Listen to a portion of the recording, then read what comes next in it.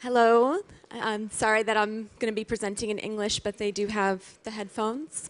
But my name is Lisa Franchione. I'm very happy to be here from California, and I'm here to talk to you about the experience that we've had with sustainable wine growing over the past 10, 15 years or so. I realize.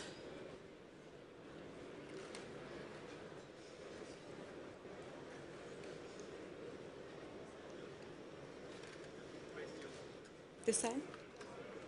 Thank you.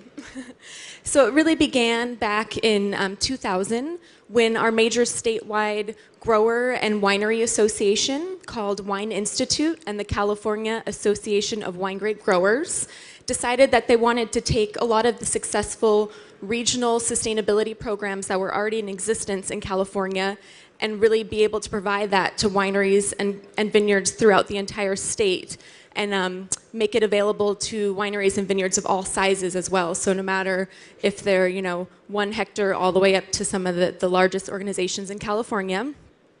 So they basically formed an alliance, and is called the California Sustainable Wine Growing Alliance. And the idea was they put together a joint committee. It was made up of 50 growers and winemakers, half and half. And really, they put together a formal framework for how to look at sustainable wine growing. This side. Sorry. So you've seen this already a couple times today. It's really the framework that we started with. We call it the 3 E's of sustainability. So environment, economics, and social equity, with the idea that any decisions made within the winery or the vineyard, you're really taking into account all 3 of these things. And then we like to say our really long definition is our 500-page self-assessment workbook. And it's really how we define sustainable wine growing for California wineries and vineyards. You can see the list there, but it really covers a broad range of spectrums, both in the vineyard and in the winery. So it includes water and energy. It includes human resources, how you interact with your neighbors and community. It includes solid waste management, your purchasing decisions. It's really a very broad range of topics included in this workbook. And so there's 227 practices within these 14 chapters, and each one of them has this range of categories 1, 2, 3, and 4. And really the idea is you start by looking at category 1, which can be considered the most basic sustainability practice, or it meets California regulation. And as you move up, it increases in sustainability. So for this example, it's on organic matter. And category 1 basically says that no organic matter is added to the vineyard. And then as you move up, category 4 says that organic matter is added either through cover crops, through mulch, through compost, on an annual basis, and that also tillage is reduced. So the way that this is set up, it's great for wineries and vineyards to not only see where they're already at with their practices, but it also allows them to see how they would actually improve on their practices. So they can see, if I'm at a 2, what would it take to move to a 3 or a 4? And it becomes a very practical guide for them. And this is our another foundation of the program. It's called our cycle of continuous improvement. And the idea is that a grower or vintner will actually use that workbook, either in a hard copy, or we have the entire thing online as well. And they would basically go through and assess all of their practices, either in the vineyard or the winery, or both. And they actually submit their data to the statewide program, and we give them back a report that shows how they compare to others in the region, in the state, and also similar size vineyards. So they can actually look at their sustainable practices and kind of see where they're already performing really well. They might be really efficient with their water use, but they might see that they're scoring much lower in things like energy. And so they can use that information to target where they want to make improvements. And so they get back this report and really look at where they want to make their improvements, develop action plans to actually make those changes, make the change. And the idea with this cycle is that they're actually completing the cycle on a continuous basis. So they begin again with the assessment and go back and do the entire thing over. So the idea is that they're continuously improving on their sustainability. As far as participation in our program, since the launch of the self-assessment workbook in 2002, we've had over 70% of the wine grape acreage in the state complete a self-assessment, so that's about 144,000 hectares.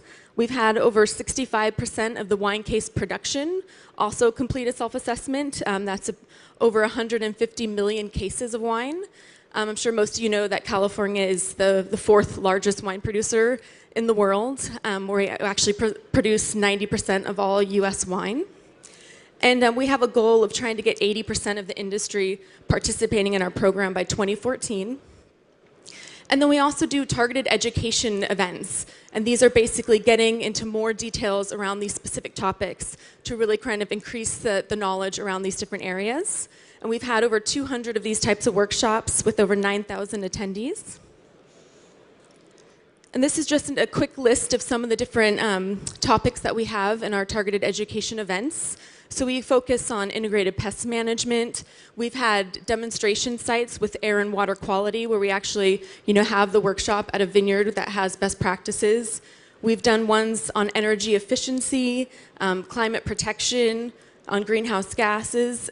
And the idea is that we really look for government grants to support these different projects.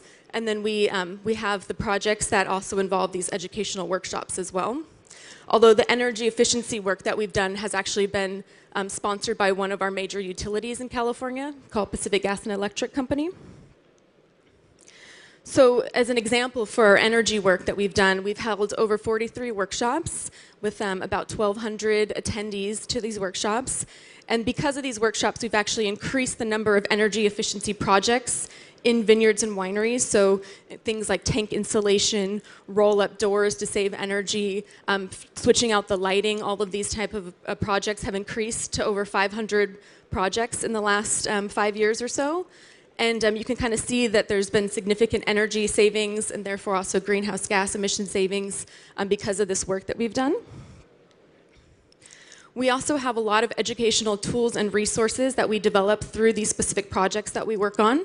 And so in addition to our self-assessment workbook, we have a greenhouse gas calculator that was actually developed in partnership with Australia, with New Zealand, and South Africa.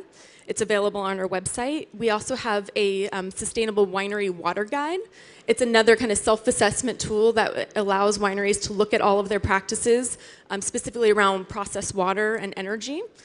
Again, available from our website. And we have a number of other projects specifically around biodiversity and what are kind of the best practices in that, using, again, demonstration sites in a number of vineyards in Northern California. And so we're also really committed to transparency with our program. So we actually take all of this data that the growers and vineyards submit to us and aggregate it and put it into sustainability reports. We had our first report back in 2004.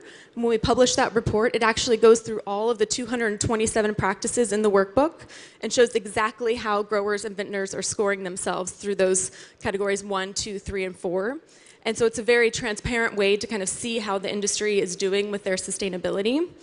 And we use this in a number of ways really to help us talk about the work that the California wine industry is doing. We do a lot of public policy work. Both Wine Institute and the California Association of Wine Grape Growers are public policy organizations. So it's a really useful tool to be able to talk about, here's the good work that the wineries and vineyards are doing, so please don't regulate us any more than you have to, and those kind of things. And then we also just use it to actually show improvement in practices. So we had a 2009 sustainability report, and that actually showed that there was an increase in performance in 60% of the different practices within the workbook. So, kind of our work has been showing improvement.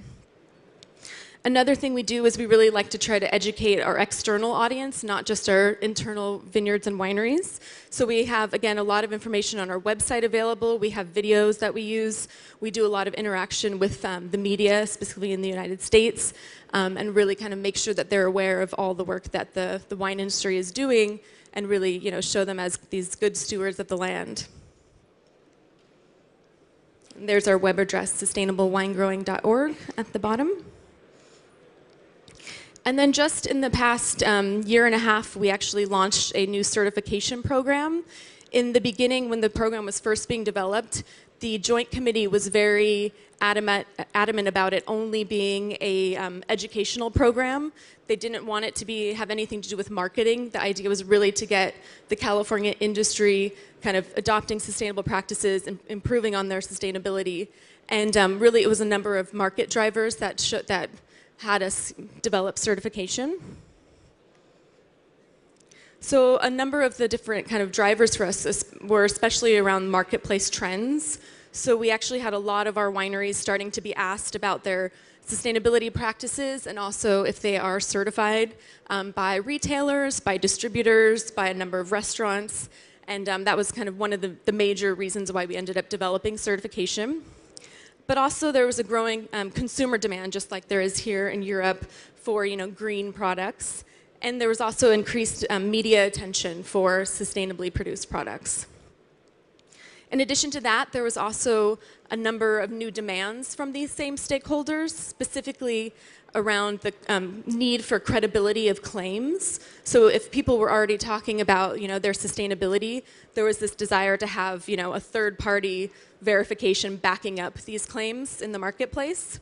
And there's also kind of a new need for transparency, and so by being certified, it really shows people how the product, how the wine, how the grapes were grown and made, and that's been a really important thing for some of our certified wineries and vineyards. And of course, it's also helpful just to differentiate in the marketplace. So as far as the actual details of our certification program, it's really based on the self-assessment workbook.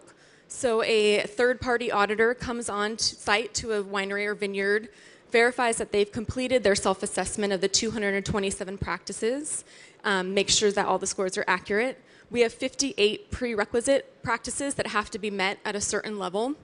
And then we also have a requirement that action plans need to be developed. So it goes back to this idea of kind of looking at what are the priority areas for a winery and vineyard to really make improvements upon. So they figure out what those areas are, develop action plans, and then make improvements on an annual basis. So basically every year that someone's certified, they're completing the self-assessment, meeting the prerequisites, developing action plans, and making continuous improvement.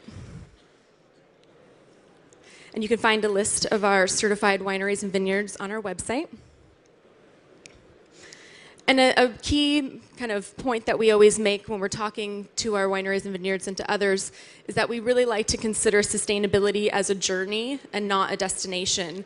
I think most of you know that there's never a point when a winery or vineyard can say, I'm completely sustainable. It's something that people are always striving to become more of. And it's also important because it shows that no matter where you are currently with your sustainability, you can start and get on board even more and improve upon your practices. So really it is this journey, and that's really one of the things that we encourage both in our self-assessment program but also in our certification program. And then finally, I just wanted to mention some of our newer projects that we're working on. A key one is our performance metrics, or indicators, really. And this has been in development over the past year and a half or so. And we're just going to be launching this after our harvest, which is actually still going on in California. But the idea is to really begin to look at resource use in addition to just looking at our practices. And so we're beginning with metrics around water use, energy, fertilizer use, and greenhouse gas emissions. So the idea is that we've been developing online tools that a grower or vintner can actually log into our online system, enter in their data around their water use, around their purchased diesel, around purchased electricity, and it'll actually both store and then also benchmark their resource use compared to others. And this is really getting to look at beyond the practices and what is your real resource use. And I think many of you probably know that it's really key to really measure and then how to better manage it. So I think that's an important project for us. A goal we have with that project is to eventually actually benchmark the entire California wine industry, but we have to get enough data into the system and really understand what's going on with metrics before we kind of make any statewide targets. But that is one of our key goals with that project.